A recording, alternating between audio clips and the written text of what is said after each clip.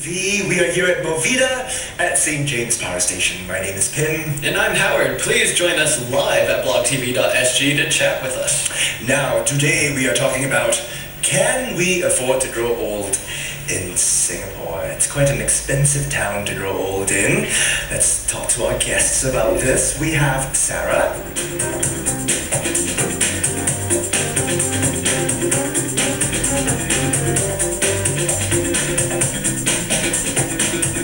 We've also got Candy on my left, who she runs her own ad agency.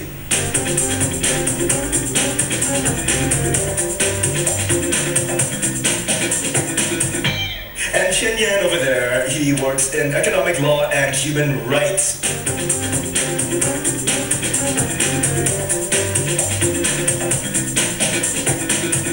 Quick first question.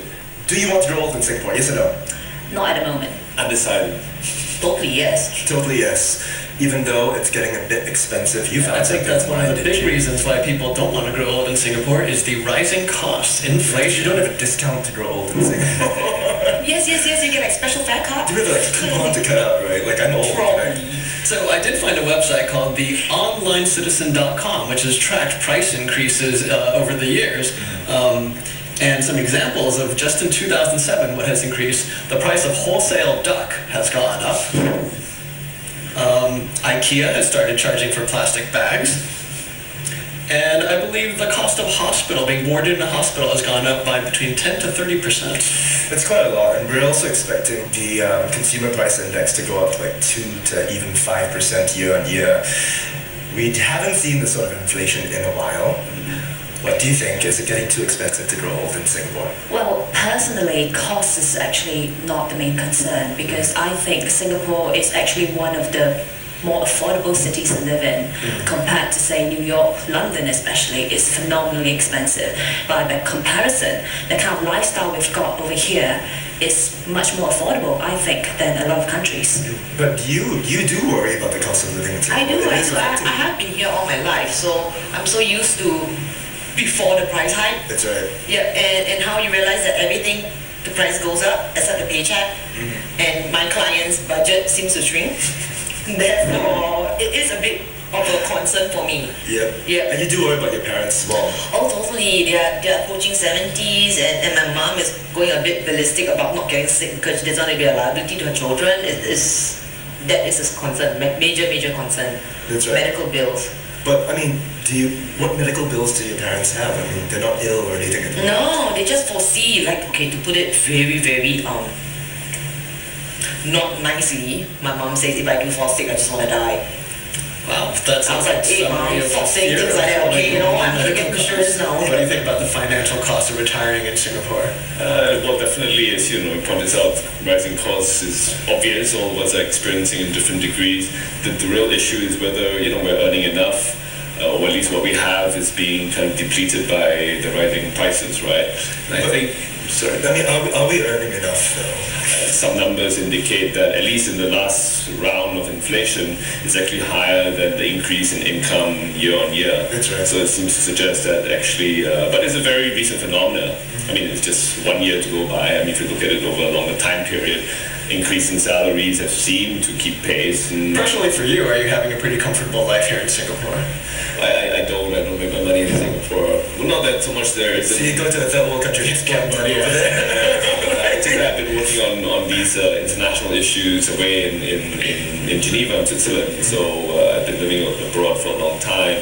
And, obviously Geneva has a reputation of being a very expensive city to live in, right? And food is expensive there, cost of living is fairly high, with rental, transportation being fairly significant cost items.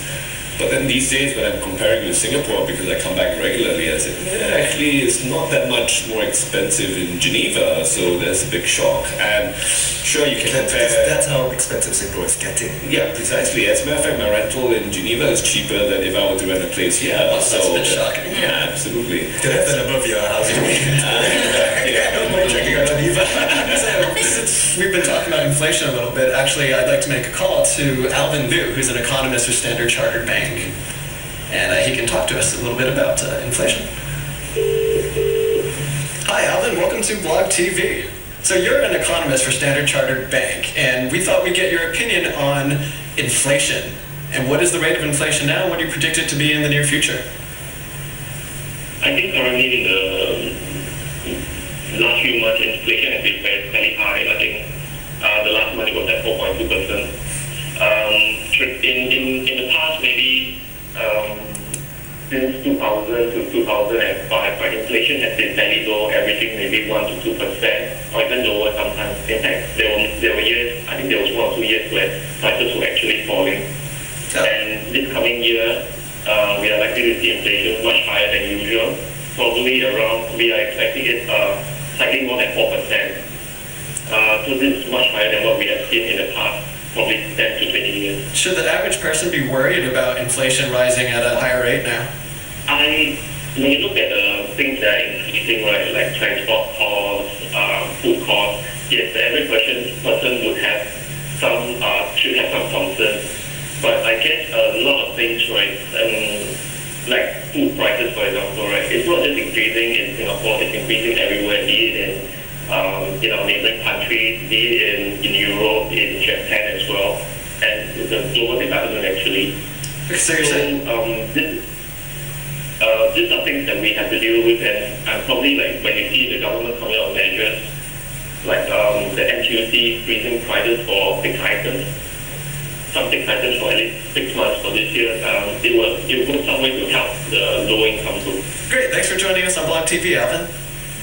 Okay, no problem. Bye. The point here is that whether people are better or worse off,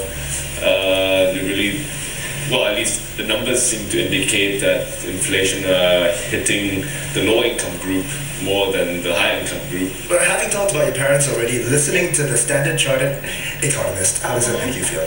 For the cost-wise, we just have to make do with a lot of fluff. As in, just do without one. You don't have to drink Starbucks. You can go pick it up. What makes you want to retire here in Singapore if you have to do without this fluff? If this is worrying you so much, why stay and not move somewhere else where maybe your money is bigger and... Where? Well, Penang.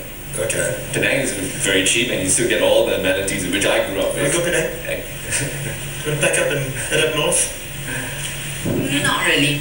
Where would you like to go? I still like my Singapore and Sigit, thanks. I think that's a really good question. I think that it's inevitable that there will be inflation, there will be, whether we have enough money to survive and stuff like that. But I think, like what you said just now, you can still go for a roti prata if you want to. It's about options. I think everyone complains about how expensive things are, but the difference is, I find, after living overseas for 12 years, is that at least Singaporeans have an option. You have a roof over your head, you can still eat out every day if you want, you can take the bus. Whereas somewhere like London, where I live, the basic cost of living is so expensive. It's about survival. It's not just about money for you, is it? It's not just about money. And I think also the bigger question is about Singaporeans who have left Singapore. Would they want to come back to Singapore to live, to get old? That's right, because when you think about where to retire, it's not just about the money. There are other important factors involved. We shall find out what they are after the break.